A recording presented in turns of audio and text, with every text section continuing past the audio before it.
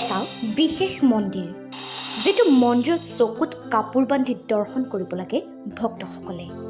ক'ত আছে এই মন্দিৰটো? এই মন্দিৰৰ ৰহস্যৰ বিষয়ে জানিলে আচৰিত হ'ব আপুনি। ভাৰতত বহুতো এনে মন্দিৰ আছে যি খুবেই ৰহস্যময়। এনে এটা অতি ৰহস্যময় ঘনীভূত মন্দিৰ হৈছে লাটু মন্দিৰ। এই মন্দিৰটো উত্তৰাখণ্ডত অৱস্থিত। এই মন্দিৰত ভক্তসকলে নিজৰ ইচ্ছা অনুসৰি ঈশ্বৰক উপাসনা কৰিব নোৱাৰে। এই মন্দিৰত কোনো ভক্তই পোনপটীয়াকৈ প্ৰৱেশ কৰিব নোৱাৰে। হয়, মন্দিৰত প্ৰৱেশ কৰাৰ আগতে মন্দিৰৰ পুৰোহিতজনে ভক্তসকলৰ চকুত কাপোৰ বান্ধি দিয়াৰ পাছতহে তেওঁলোকে ঈশ্বৰৰ উপাসনা কৰিব পাৰে। বিশ্বাস অনুসৰি নাগৰাজে তেওঁৰ ৰত্নৰ সৈতে এই মন্দিৰত বাস কৰে। এই ৰত্নৰ উজ্জ্বল পোহৰ ভক্তৰ চকুত পৰিলে ভক্তৰ দৃষ্টিশক্তি হেৰুৱাব পাৰে, যাৰ বাবে পুৰোহিতসকলে মন্দিৰত প্ৰৱেশ কৰাৰ আগতে ভক্তসকলৰ চকুত কাপোৰ বান্ধি দিয়ে। ইয়াৰ লগতে গোটেই বছৰটোতে এই ৰহস্যময় মন্দিৰৰ দুৱাৰ বন্ধ হৈ থাকে। বহাগ মাহৰ পূৰ্ণিমাত কেৱল এদিনৰ বাবেহে ভক্তসকলে এই মন্দিৰত দৰ্শন কৰিব পাৰে।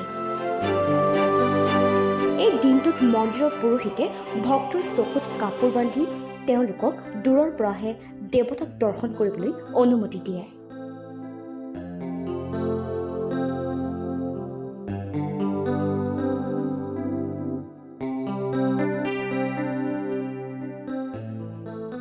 News desk report, DC Live 24।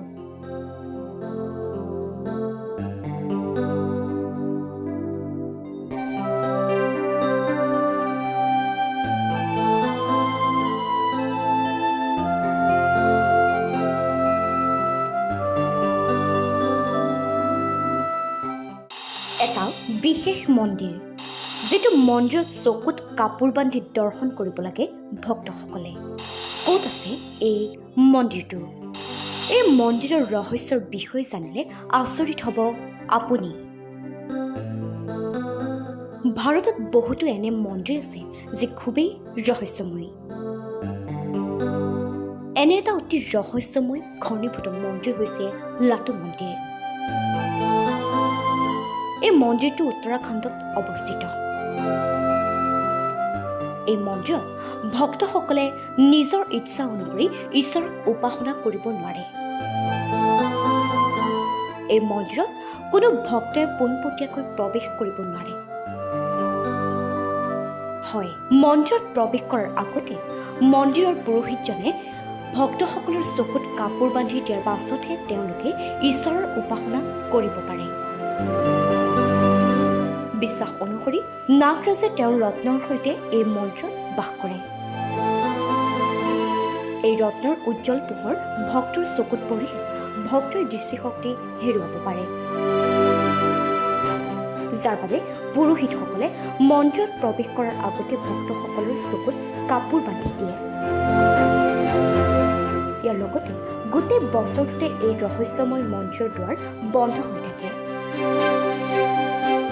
Bohag মাহৰ পূৰ্ণিমাত কেৱল এদিনৰ বাবেহে ভক্তসকলে এই মন্দিৰত দৰ্শন কৰিব পাৰে।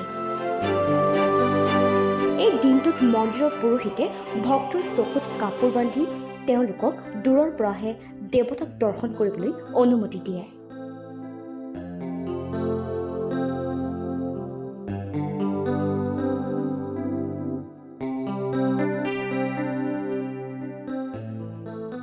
News desk report, DC Live 24।